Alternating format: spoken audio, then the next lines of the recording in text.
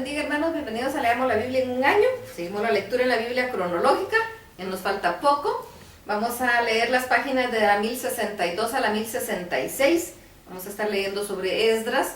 Empezamos con una nota del editor que dice así: oposición a la construcción del templo. Desde el año 536 a.C. hasta el 522 a.C., la obra en el templo se detiene por la oposición de los enemigos de Israel, que es en parte la causa del problema, pero otra parte es la prioridad que le dan los pobladores a construir sus propias casas y preparar la tierra para las cosechas. El registro de la oposición contiene varias correspondencias entre los enemigos de Israel y los líderes persas, mediante los cuales se está permitiendo el nuevo asentamiento. La primera acusación formal contra Israel al parecer tiene lugar durante el reinado de Cambises, quien tomó el control del imperio persa cuando su padre Ciro murió en el año 530 a.C. Al igual que su padre, Cambises es básicamente un buen hombre, es un gobernador capaz durante su reinado de 7 años de duración. En este breve relato se conoce como Asuero. Dice Esdras 4:6, y el reinado de Asuero, en el principio de su reinado, escribieron acusaciones contra los habitantes de Judá y de Jerusalén. Otra nota del editor: no hay indicios de que Cambises toma ninguna acción oficial para detener el programa de la reconstrucción. En el año 525 a.C., él conduce sus fuerzas a Egipto y toma Menfis del faraón Amofis y de su hijo Sadmético II. Es casi seguro que el dominio persa fue al menos el inicio del cumplimiento de las muchas profecías respecto de la caída de Egipto.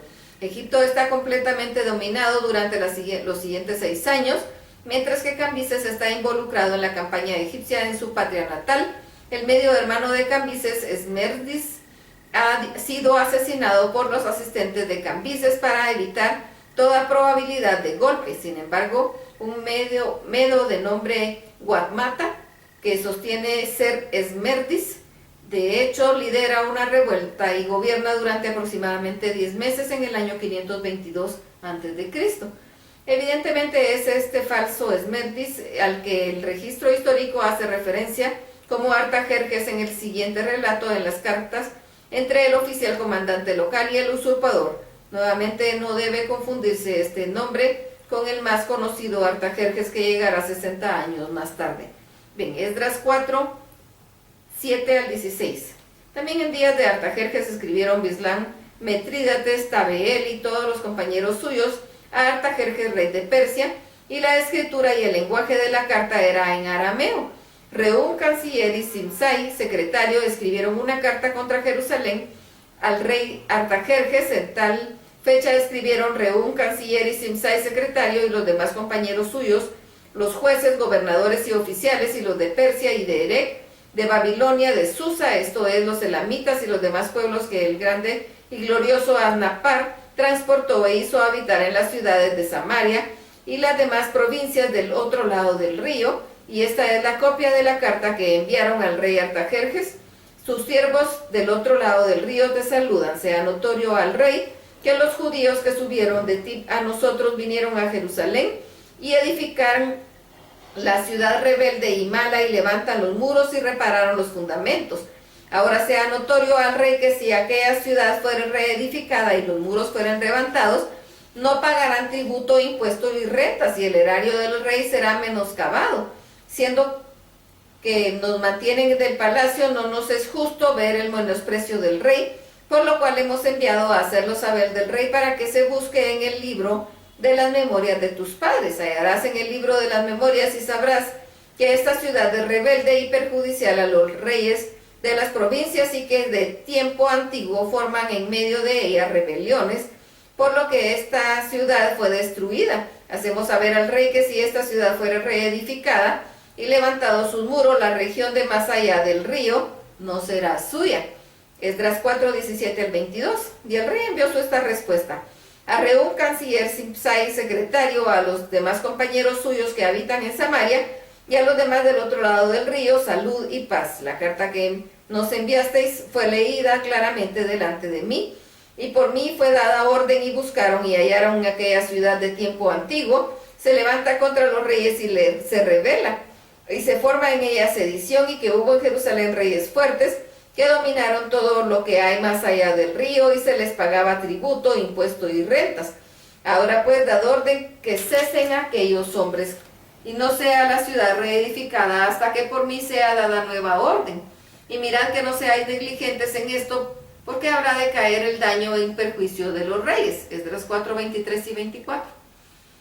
Entonces, cuando la copia de la carta del rey Artajerjes fue leída delante de Rehum y de Sinsai, secretario, y sus compañeros, fueron apresuradamente a Jerusalén a los judíos y les hicieron cesar con poder y violencia. Entonces cesó la obra de la casa de Dios que está en Jerusalén, y quedó suspendida hasta el año segundo del reinado de Darío, rey de Persia.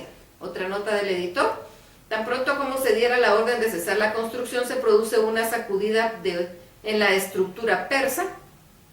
Cuando Cambises muere cerca del monte Carmelo, posiblemente se haya suicidado, un pariente lejano llamado Darío va en contra de Guamata y asume el control del imperio en el año 522. Darío se mueve rápidamente para hacer un esfuerzo de controlar su reino tan valiente, y crea un código de leyes que deberá promulgarse en todo su imperio. No es pues de sorprender que bajo circunstancias que pronto ocurrirán, Darío será receptivo a una petición del pueblo de Israel para que le permita continuar con la obra del templo. El asunto surge cuando los profetas Ageo y Zacarías desafían la orden anterior de Guamata. Esdras 5, 1 al 17. Profetizaron Ageo y Zacarías, hijo de Ido, ambos profetas, a los hijos de Israel en Judá y en Jerusalén en el nombre del Dios de Israel, quien estaba sobre ellos. Entonces se levantaron Zorobabel, hijo de Salatiel, y Jesúa, hijo de Josadac, y comenzaron a reedificar la casa de Dios, que estaba en Jerusalén, y con ellos los profetas que Dios les ayudaba. En aquel tiempo vino a ellos Tatnai, gobernador de otro lado del río, y Setar-Boznai, y sus compañeros, y les dijeron así: ¿quién os ha dado orden para edificar esta casa y levantar estos muros? Ellos también preguntaron cuáles son los nombres de los hombres que hacen este edificio. Mas los ojos de Dios estaban sobre los ancianos de los judíos, y no les hicieron cesar hasta que el asunto fuese llevado a Darío, y entonces respondieron por carta sobre todo esto. Copia de la carta que Tatnai, gobernador del otro lado del río, y Setar-Boznai y sus compañeros los gobernadores que estaban al otro lado del río enviaron al rey Darío, le enviaron carta, y así estaba escrito en ella: al rey Darío, toda paz sea notorio al rey que fuimos a la provincia de Judea, de la casa del gran Dios, la cual se edifica con piedras grandes, y ya los maderos están puestos en las paredes, y la obra se hace deprisa y prospera en sus manos. Entonces preguntamos a los ancianos diciéndoles así: ¿quién os dio la orden para edificar esta casa y para levantar estos muros? Y también les preguntamos sus nombres para hacerlos saber, para escribirte los nombres de los hombres que están a la cabeza de ellos. Y nos respondieron diciendo así: nosotros somos siervos de Dios del cielo y de la tierra, y reedificamos la casa que ya muchos años antes había sido edificada, la cual edificó y terminó el gran rey de Israel.